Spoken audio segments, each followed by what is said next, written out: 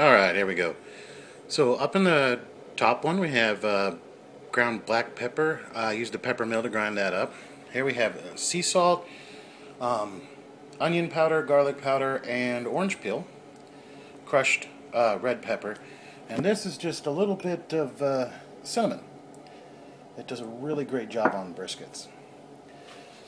Coming over here, we have our brisket. What I did was I make sure it's completely thawed.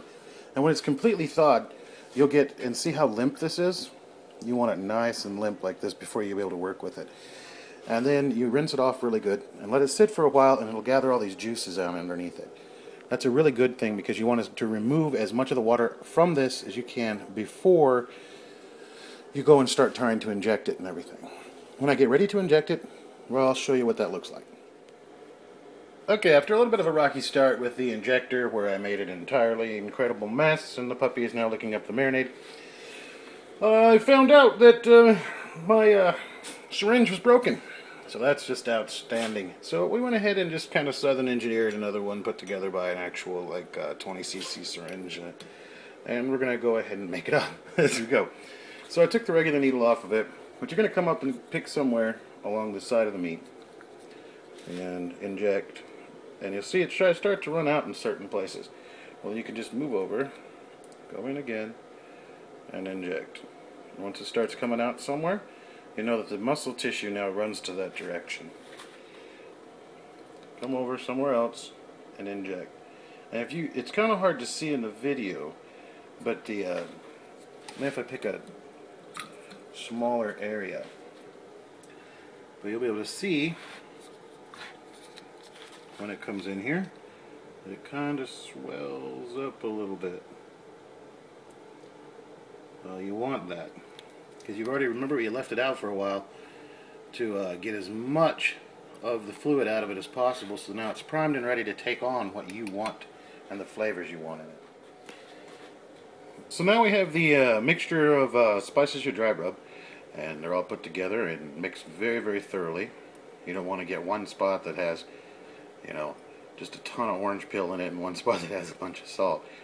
So we've injected about, this is a 17-pound aged Angus brisket, and we injected about 28 ounces of fluid of the marinade into it. If you can see, it kind of changed the color a little bit. That's pretty good.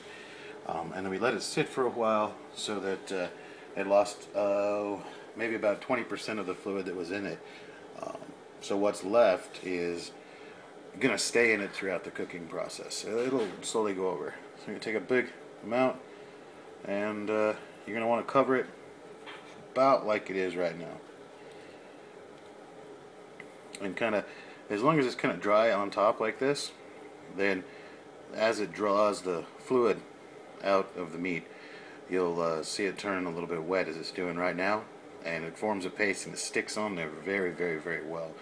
This is this is how you get your bark on your brisket. Alright, when I finish doing this, I'll talk to you about it. Well, now you're joining me out here at the smoker, and the smoker's been going on for about a couple hours. You want to make sure it's a nice even temperature, and we're all loaded up with wood. It's really actually quite hot. It'll burn you really well if you're not careful.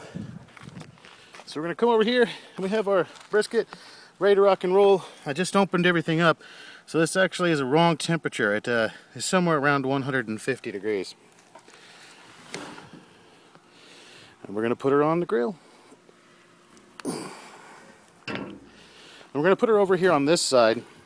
If you see the smoker, firebox, everything else, because as it draws across and up through the vent, that you'll get one of the lower temperatures over here, but some air movement, which is going to be necessary to create the bark.